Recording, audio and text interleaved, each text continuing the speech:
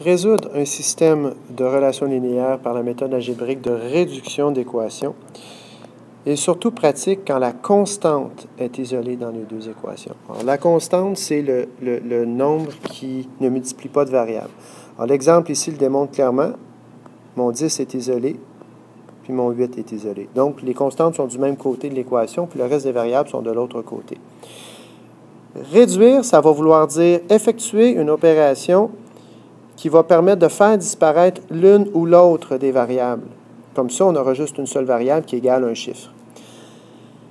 Le truc, c'est d'observer les coefficients de chaque variable dans les deux équations, puis de se demander, est-ce qu'il y a moyen de transformer une équation ou les deux équations pour obtenir un coefficient égal, mais de signe opposé. Par exemple, le coefficient de x ici, c'est 2. Le coefficient de x ici, c'est -1. Le coefficient de y, c'est 7. Et le coefficient de y ici, c'est 3. Rapidement, je peux m'apercevoir que si je prenais toute l'équation 2 et que je la multipliais par 2, donc à gauche comme à droite, je doublerais le -1, ce qui donnerait -2. À ce moment-là, une simple addition des deux équations me permettrait de faire disparaître le x. Faisons-le, puisque c'était peut-être un petit peu abstrait pour l'instant. Alors, je vais réécrire 2x plus 7y égale 10. Celle-ci, je la multiplie par 2 partout. Je vais donc avoir moins 2x plus 6y égale 16. Alors, j'ai multiplié moins 1x par 2, j'ai multiplié 3y par 2, puis j'ai multiplié 8 par 16.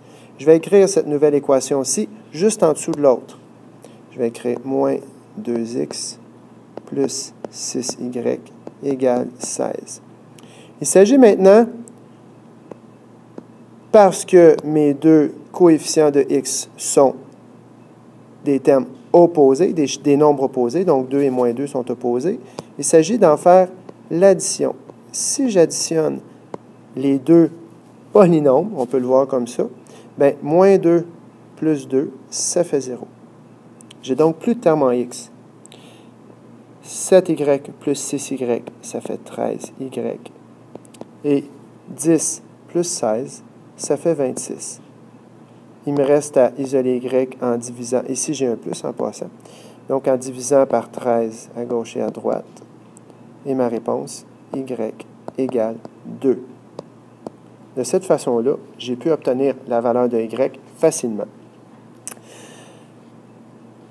Il me reste à trouver la valeur de x et je fais comme avec les autres méthodes. Je vais prendre la valeur de y et je vais l'inclure dans chacune des deux équations, dans celle-ci, puis dans celle-ci, et vérifier que ça me donne la même réponse, que x vaut la même chose dans les deux cas. Alors allons-y avec la première. 2x plus 7y égale 10. 2x plus 7 fois 2 égale 10. 2x plus 14 égale 10. Je soustrais 14 des deux côtés. 2x égale moins 4.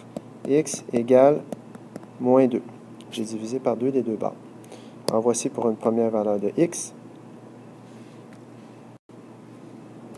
Vérifions que j'ai la même chose avec l'autre équation. Je rapetisse pour être capable d'avoir un petit peu de place.